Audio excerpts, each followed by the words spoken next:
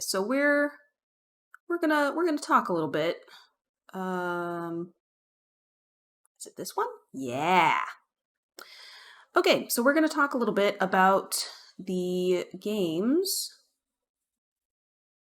that we played in the D's. And I'm just gonna go to my YouTube to make sure that I talk about them all, because all of the games that I've played get put onto my Playing Through Steam Library playlist in my YouTube channel.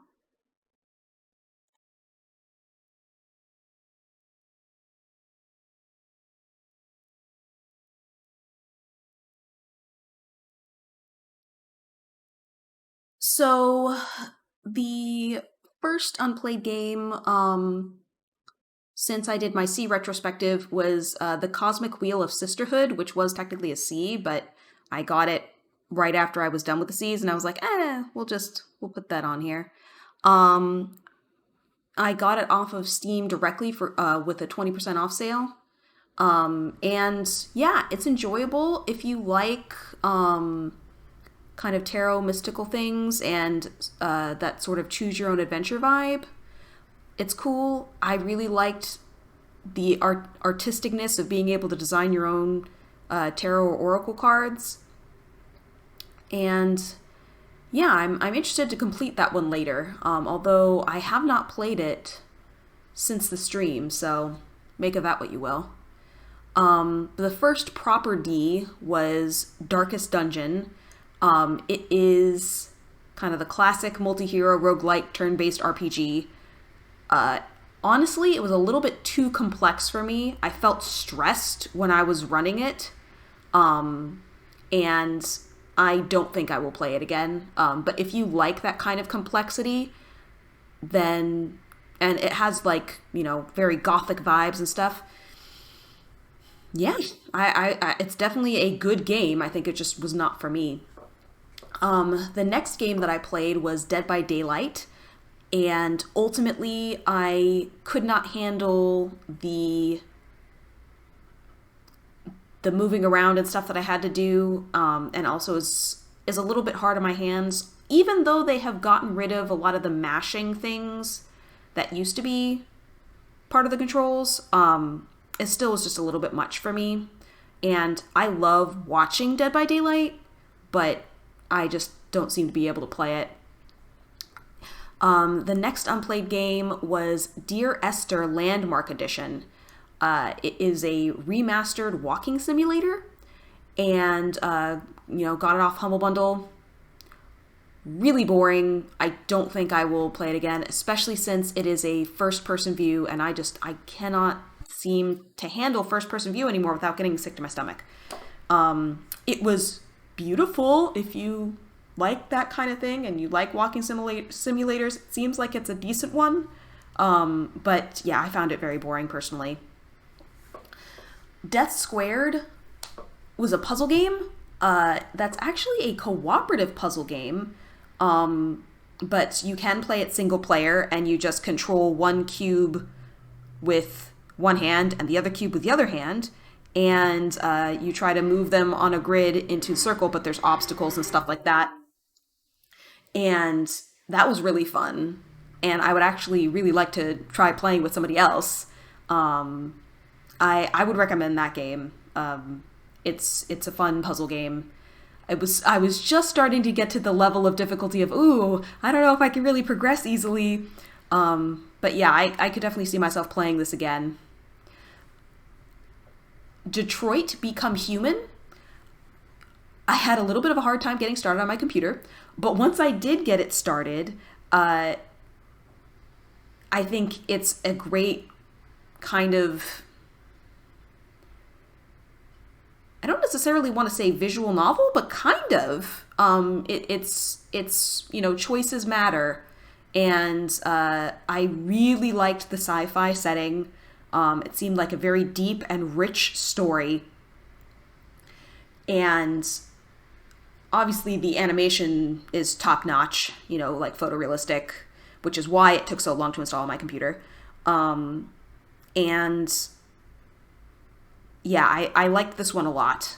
And you can really tell sort of the difference between Detroit Become Human and then, which is, I don't know if I want to say AAA level, but at least AA level, versus a free choose your own adventure game like Dot's Home, which didn't really have much of a story, didn't really have much of in the way of gameplay or anything like that. You can really tell the difference. So I think sometimes you gotta decide, buy the good game on sale rather than spending your time on the game that's free or the game that's cheap to begin with, because a lot of times you get what you pay for. Dicey Dungeons. This is actually the only D game I think that I have now played off stream as well. Dicey Dungeons is a game that I bought cheap on sale and then was disappointed, like, oh, I got it in a Humble Bundle later. But I'm glad I gave some money to them because it's a really good game. It is I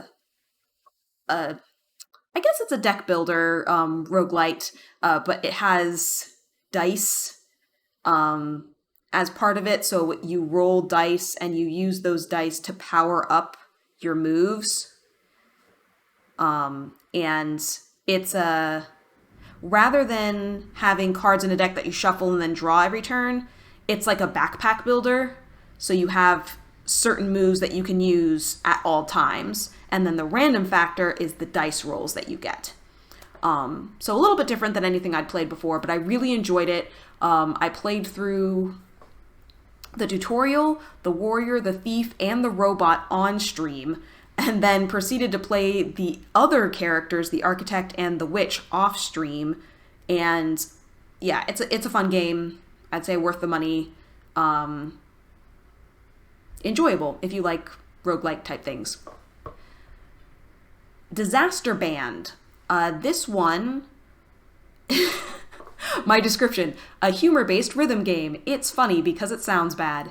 Yeah, that's pretty apt description. I don't know if any of you are familiar with, I think it's called Trombone Hero or something like that. Disaster Band is basically Trombone Hero at home, but it has some advantages over Trombone Hero because you can download new songs off the Steam store, which I don't think you can do with Trombone Hero. I haven't played Trombone Hero, so you might correct me if I'm wrong.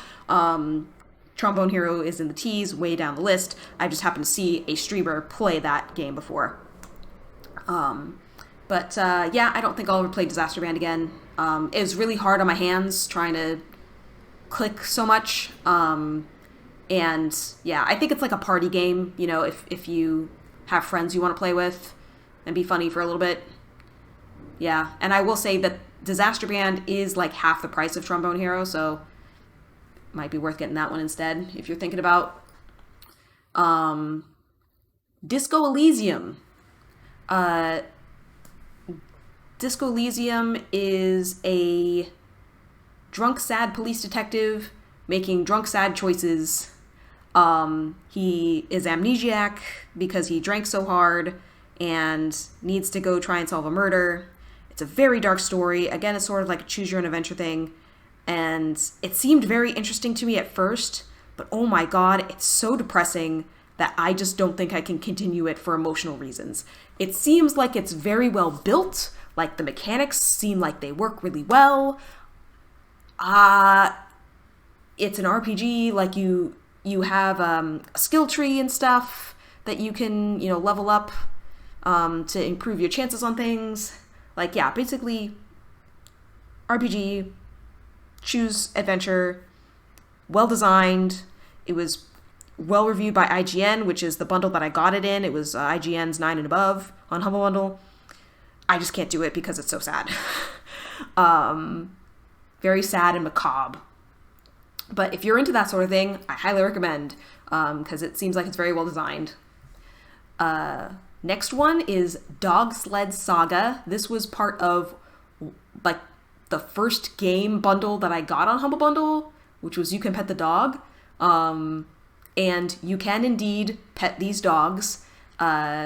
It is a management game about dog sledding. You have the actual sledding adventure in which you have to throw the treats to the dogs so they don't get tired, and you like also jump occasionally, but it's mainly making sure that your dogs don't get tired and tangled up and stuff like that.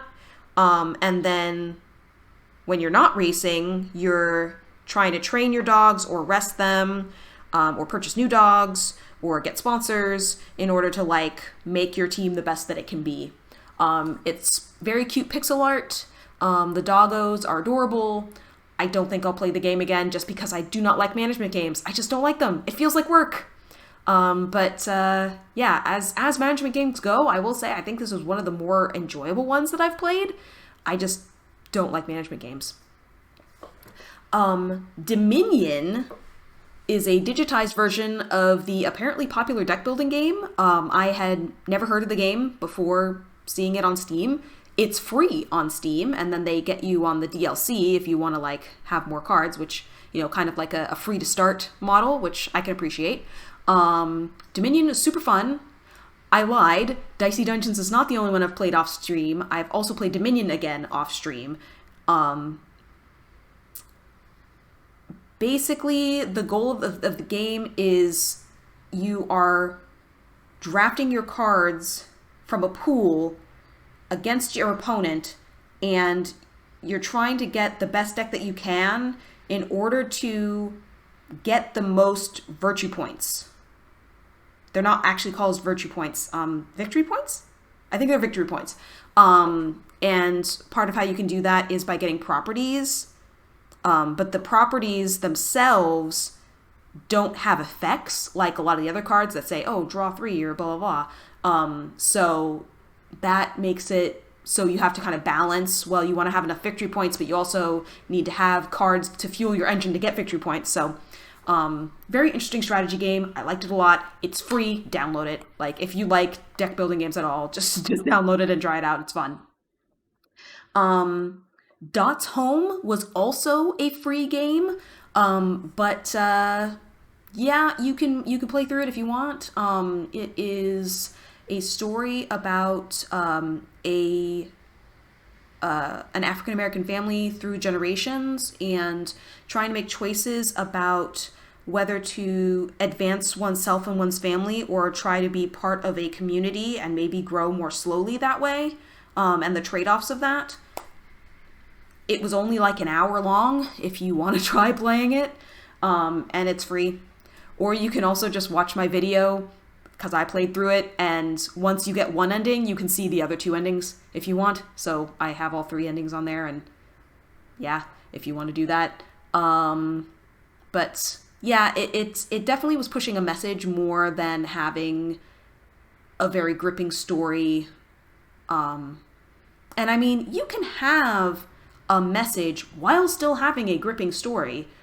Detroit Become Human seems to be asking questions about, like, what does it mean to be human and things like that. And I haven't played through the whole game of Detroit Human, but it does seem like if we invent artificial intelligence, maybe they shouldn't be slaves. Like, maybe we should give them some rights and stuff like that. But yeah, sort of interesting.